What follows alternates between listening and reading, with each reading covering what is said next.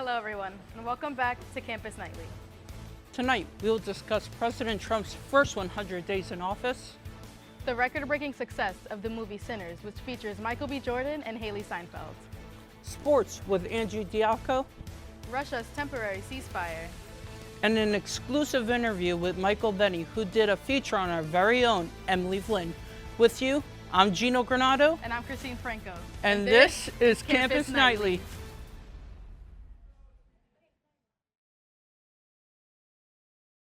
It has been 100 days since President Trump started his second term as President of the United States. Marked by tariffs and immigration, the President has a 46% job approval rating, even lower than his first term. The tradition of the first 100 days of a president's term was started by President Roosevelt in 1933 when he addressed the nation via radio. Some key points of President Trump's first 100 days include 137 executive orders, the start of the Department of Government Efficiency, a strict immigration policy, and tariffs on China, Canada, and Mexico, and many other countries. With Trump's first 100 days sparking debate about leadership and consequences, the movie Sinners dives into similar themes, coming up after the break.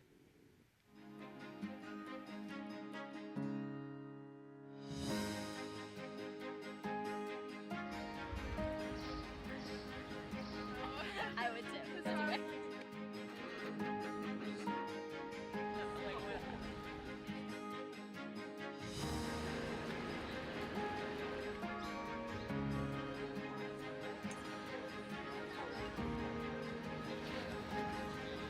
Was it rolling? Oh yeah, that was great.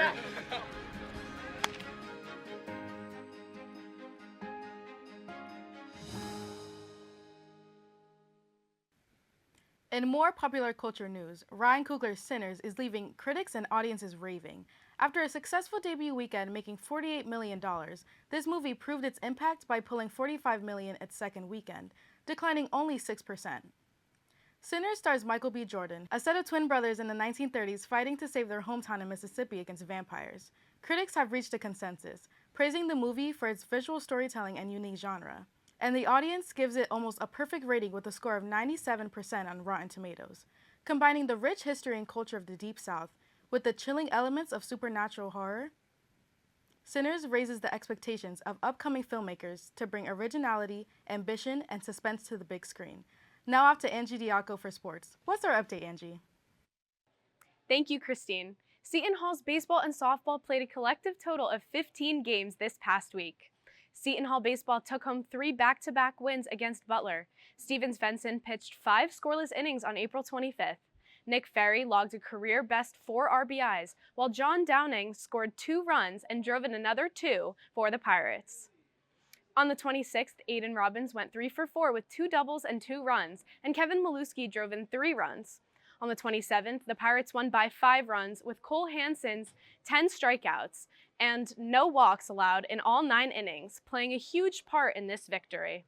The Pirates also won against Hofstra on the 30th, the final score being 13-2, a 7-inning run rule victory.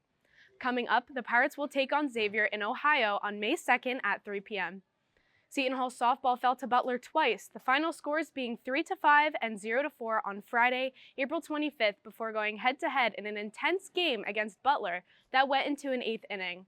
Seton Hall came out with a 6-5 win, with Kelsey Carr setting a new career high in home runs, driving in her 14th home run of the season during the game. The Pirates took on Long Island University, closing out their home schedule on April 30th at 3 p.m. with a 2-1 win, led by a strong pitching performance from Rachel Shellman. Next, the Pirates travel over to Omaha, Nebraska, facing Creighton in 3 games on May 2nd at 5, May 3rd at 1, and finally, May 4th at 12. I'm Angie Diaco. Back to you, Gino and Christine. Great drive fuels the leaders of tomorrow and today. Great vision paves the way for a brighter future. Great ambition goes places, moving onward and upward. Great empathy finds strength in kindness and in each other, working together to create something bigger than they ever imagined. Great minds can change the world, and great minds start at Seton Hall. Russia has declared a 72-hour ceasefire in the war with Ukraine on May 8th because of Victory Day. Victory Day is celebrated all over Europe to celebrate the end of World War II. Well, this does not come off as a surprise to most. This is the second time Russia has declared a temporary ceasefire this past month. However, Russia has stated the ceasefire is to demonstrate that Russia wants, quote, a peaceful resolution, end quote, which sparked much debate over social media. Additionally, this statement comes days after President Trump took to social media to tell President Putin to stop fighting. While ceasefires have been claimed, there does not seem to be an end to this war, and all of us at True TV will be praying for the victims. As a conclusion for the night, our very own producer Emily Flynn sat down with CBS 5 anchor Michael Benny for CNY Central to discuss the research of childhood cancer and how it has evolved since 2007. Let's take a look. Hello, everyone. My name is Emily Doherty Flynn, and joining me today is anchor of CBS 5 at 5 news host Michael Benny for CNY Central. Michael joined CNY Central in 2000 and traveled country covering events such as 9/11 attacks, space shuttle launches, and more importantly, being a supporter and advocate for Central New York chapter of Leukemia and Lymphoma Society. Michael did a story back in 2007 about a young cancer patient battling through cancer to not only bring awareness of what it's like for a child to go through treatment, but to help raise donations to Leukemia and Lymphoma Society to promote cancer research. Michael, I brought you on today to go more into depth of why you thought that it was important to show this story, as well as to help me celebrate that this little girl is being 19 years cancer-free today. Welcome. Oh, Emily, I'm so glad to see you. You look amazing. You look amazing, and I'm so happy for you and your family and your friends that all this time has gone by and that you are well. So let's drop into this first question. You did a mini-series to raise awareness for Leukemia and Lymphoma Society following me as a cancer patient when I was in treatment, and then did a follow-up on how I was doing starting kindergarten. What drove you to this idea, and why did you think it was important to follow up with me after treatment? What was it about your story in particular? I have to say, I think it was your parents. I think I felt a connection to them because we're close in age. And I thought to myself, wow, these people are going through this with this little girl. This is going to be testing them in every way possible. And here I was struck with this family situation, these strangers who allowed me in to talk about this crisis with their little girl. And I think I was just drawn to them because of that. So I think it really was your mom and dad. But the fact that you were cute that was a close second probably because you were an adorable baby. That's a very nice, thank you. Yeah, no. And it really did, I would say, it was challenging for them because, I'm an only child. And it's kind of the reason why I am still an only child because of, it was kind of daunting, scary. And I think they knew that, having another kid, they wouldn't be able to, as they like to say, they wouldn't be able to pour, all their love into me. They would be trying to split it up between two kids, and they still continue to support me, and they're trying to best for me because I started off not the best situation, having cancer, but to see me progress to now and becoming a news anchor and a producer for SHU TV, they're very they're proud of me, I would say. Yeah, well, they're not alone in being proud of you. And as I told you when we set up this interview, I think about you more often than you might think. Much more often, mostly because I still have this. Which I don't know how much of this you remember participating in. I remember giving or how much maybe your mother did a lot of it and then you did some of it. But this I still have, and it will never leave my home. Oh my gosh. I remember dropping it off to Leukemia and Lymphoma Society. Looking back to when you started the project in 2007 to today, what do you think you would do differently with the story, if anything, to make it speak to the audience? Yeah. Probably nothing, because let's face it, when I did that story, I was 20 something years old. I didn't know much, but I knew I had empathy. I'm not sure that I could, if I did it today, would I do the story better? Maybe.